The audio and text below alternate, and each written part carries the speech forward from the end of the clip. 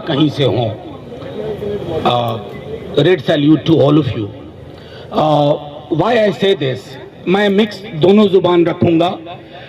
हिंदी भाषा है मेरी, लेकिन मैं हिंदी को हेजिमनी की भाषा नहीं बनाना चाहता जो कई लोग चाहते हैं, और अंग्रेजी आप लोगों की तरह मैंने बड़ी मुश्किल से उस पर थोड़ा सा नियंत्रण लिया है, तो उसका भी आपके सामने मैं थोड़ा मुजाहिरा करूंगा।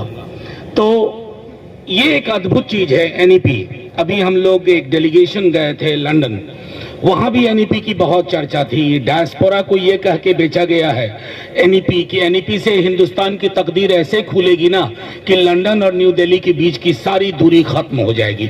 सचमुच वो सारी दूरी खत्म होगी, लेकिन वो न्यू लिबरल कॉरिडोर से वो दूरी खत्म होगी। वो दूरी मेरी और आपकी दूरी खत्म नहीं होगी। और जाहिर तौर पर एक ऐसा document which has not been tabled in parliament, please remember, NEP has not been tabled in parliament। क्या ये अपने आप में एक बेईमानी नहीं है कि सरकार NEP को पार्लियामेंट में नहीं ला रही है? NEP पे आज तक कोई चर्चा नहीं हुई है। हमने जब 0 आवर भी डालने की कोशिश की तो NEP पे 0 आवर एक्सेप्ट नहीं हुआ, ये कह करके कि ये पॉलिसी डिसीजन है, इसको कोई जरूरत नहीं है कि पार्लियामेंट में इस पे विशद चर्चा हो। तब हमने थोड़ा खंगाला कि क्या ऐसा पहले की पॉलिसीज में भी हुआ था? कतई नहीं हुआ। कोठारी कमीशन आया, पार्लियामेंट में चर्चा हुई। उसके बाद फिर राजीव गांधी जी के दौर में आया, तब भी पार्लियामेंट में चर्चा हुई। तो ये अद्भुत दौर है। We have a prime minister, जो मैं अक्सर लाइटर वेन में कह रहा हूं, लेकिन जो सत्ता शीर्ष पे बैठे ना, वो सीने की बात ना करे, दिल की बात करे। अगर दिल की बात रही होती तो एनईपी पे विशद चर्चा होती। मैं 2-3 चीजें कह करके अपनी बात खत्म करूंगा।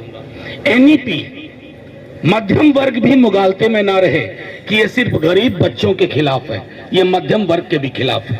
मध्यम वर्ग अचानक से ऑर्केस्ट्रा पार्टी में शामिल हो जाते हैं, अरे साहब हमारे बच्चों की तकदीर खुलने वाली है, तो क्यों ये लोग विरोध कर रहे हैं, सड़कों पे आ रहे हैं? आरक्षण की बात नहीं है, कोई बात नहीं, अब मेरिट का जमाना आ गया। जैसे कि आरक्षण और मेरिट दोनों परस्पर विरोधी हों, इसमें मैं नहीं जाना चाहता। मैं सिर्फ इतना कहना चाहता हूं कि जिस मध्यम वर्ग को प्रधानमंत्री जी ने एक जिम्मेवारी दे दी है उनके कंधे पे कि उन आपकी हर नीति का हर रात 8:30 से लेकर के 10 बजे रात तक उनकी तुरही बजाई जाए, उनको भी आगाह कर देना चाहता हूं कि आपके बच्चे हाशिए पे चले जाएंगे। आप अभी भी जगिए। हमारे यहाँ शिक्षा को लेकर के मैं उन लोगों में से शुमार हूं। इस मंच पे हमारे कई साथी हैं, रतन हो, कॉमरेड दीपांकर हो। हिंदुस्तान में स्वर्णिम नहीं था सब कुछ। Everything was not golden before the arrival of honourable prime minister mister Narendra Modi. लेकिन लोगों के जहन में एक बात थी कि गोल्डन पीरियड हम पा सकते हैं, हम वहां तक पहुंच सकते हैं। एजुकेशन का डेमोक्रेटाइजेशन इस मुल्क में हुआ। आज इसलिए इतनी बड़ी तादाद में लोग, जब उस डेमोक्रेटाइजेशन पे हमले की आशंका में आप यहां बैठे हुए हैं, you here in solidarity that there is a conscious attempt to hold the onward march of democratisation of education. दूसरी चीज मैं कहता हूं, जो कोई आपसे कहे कि एनईपी स्वर्ग का रास्ता खोल रहा है, दुनिया के हमारे हिंदुस्तान की कोई भी नीति, पॉलिसी, पर्सपेक्टिव, लेजिस्लेशन को आप संविधान के आईने में देखिए।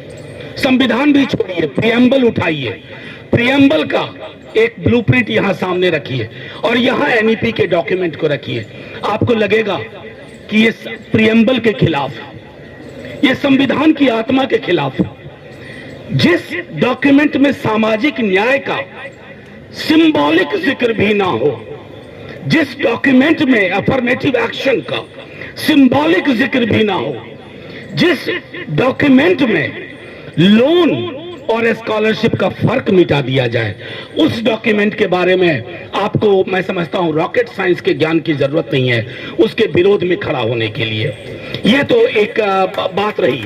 लेकिन उससे महत्वपूर्ण बात जो हम लोग जब मिले थे नॉर्थ कैंपस में पिछली बार इसी मुद्दे पे तकरीबन 1.5-2 महीना पहले, देखिए किसान आंदोलन ने एक अद्भुत तिलिस्म हमारे हाथ में दी है, तावीज दी है, एक सुराग दिया है कि अंधे कुएं में रोशनी कैसे हासिल की जा सकती है।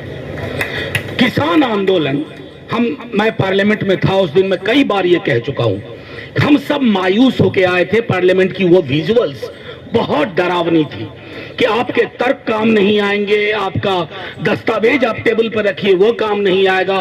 राजा ने तय कर लिया कि ये प्रजा के हक में है, राजा ने तय किया कि ये प्रजा के हक में है, तो वो लागू हो गया। किसान फार्म बिल्स लागू हो गए, लेकिन सड़कें जाग उठी, खेत खलिहान जाग उठे। और जो व्यक्ति ये बहुत गर्व से कहा करते थे कि मैं अपने फैसले पलटता नहीं, किसानों ने पलटवा दिया। वो एक चीज, वो एक जज्बा हम सबको पैदा करना होगा। ये लड़ाई सिर्फ दिल्ली में ना लड़ी जाए। अक्सर दिल्ली में लड़ी जाने वाली लड़ाइयां कमजोर प्रतीत होती हैं।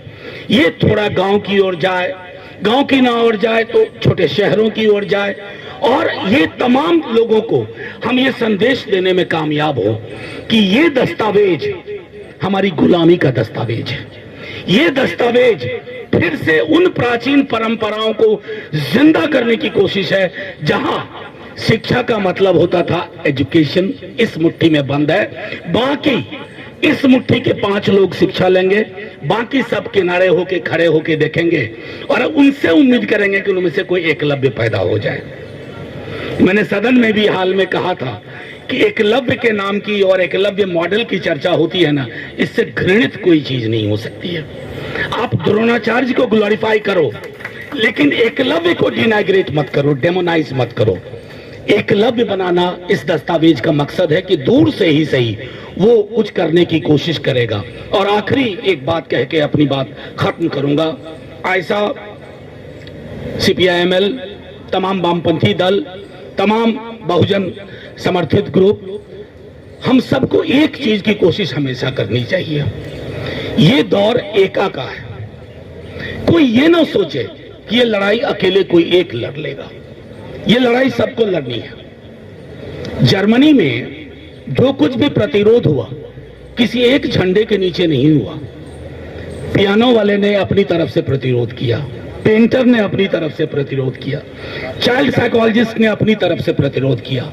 कोशिश हम लोगों को, ये आजकल बहुत कहा जाता है कि क्या करोगे आप लोग, विपक्ष छत विच्छत है। यार विपक्ष तो छत विच्छत है, लोग छत विच्छत नहीं है। लोग अलग अलग नहीं है, लोग एकाकार होंगे, एक साथ आएंगे तो बड़ी बड़ी चीजें हासिल हो जाती हैं, बड़े बड़े फैसले पलटवा दिए जाते हैं। इन्हीं बातों के साथ एक फिर से कमिटमेंट कि आप जिस भूमिका में चाहेंगे, राष्ट्रीय जनता दल, मैं, मेरे नेता, हमारा पूरा कैडर इस मसले पर ये लड़ाई मुकम्मल अंजाम तक हम ले जाएंगे। जय हिंद, जय भीम, लाल सलाम।